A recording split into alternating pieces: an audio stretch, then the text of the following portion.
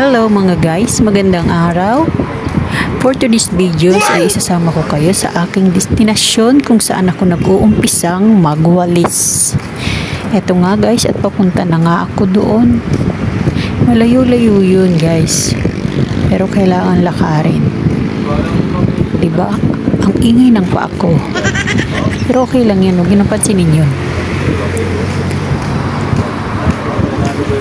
Ayan nga, at papunta na ako doon at ang daming sasakyan. Tanghali na nga ako lumalabas guys kasi nga nakakatakot pag madilim, nasa daan ka na. Kasi meron kaming na matay na kasamahan na nasagasaan siya. Wala lang, sure ko lang.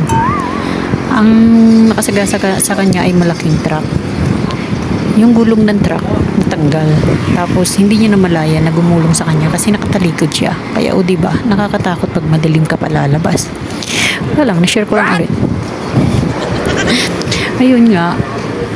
Kaya simula nun, hindi na ako lumalabas ng madilim. Pero dati lumabas na rin ako. Kaya lang muntik na rin akong maging kwento na lang. Kaya hindi ko na inulit yun. Oh, mahirap na maging kwento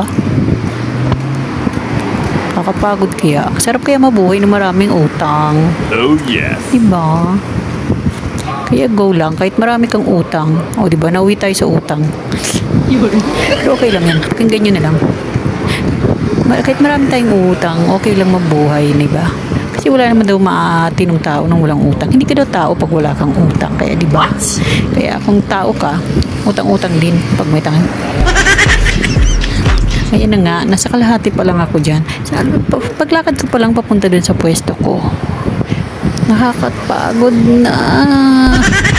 Ayan, nalayo-layo ko pa. Ayan nga, ang ingay-ingay ng aking paa. Ingay, laki-laki kasi ng tsinelas ko. Wala kasi yung tsinelas guys. So, yung tsinelas dyan sa asawa. Ayan, naghihirap ng lola nyo. Oh my God. Ayan. May init na rin nga pala dyan. Pero hindi pa naman ganoon kasakit yung init dyan. Tama lang naman kasi vitamina pa to. Kasi hindi na ako nasisikatan ng araw. Hindi ka na masisikatan ng araw. Wala lang. Ayun ang araw. Grabe. Mataas na agad yung araw. Alam niyo bang alas 6 pa lang yan guys. Pero tirik na agad yung araw. Pero kagabi, ang lakas ng kulog. Wala, share ko lang ulit. Nalala ko lang, nakakatawa ko. Nakatakot yung kulog kagabi, grabe. Kumakulog talaga, pati yung higaan. Parang alam mo nanggagaling sa ilalim ng lupa.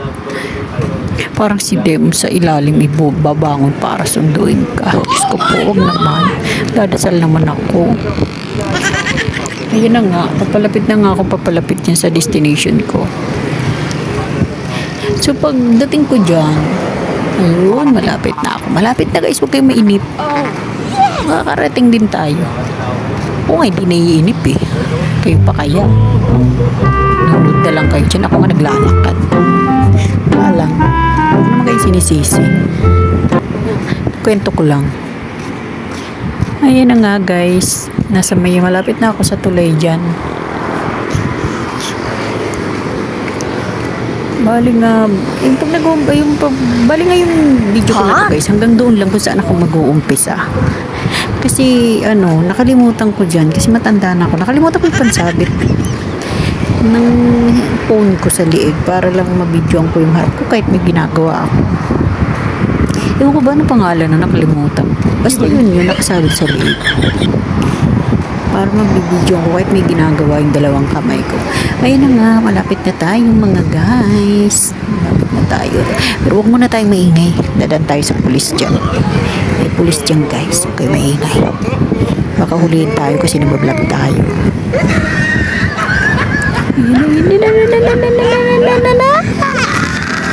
Ayan na.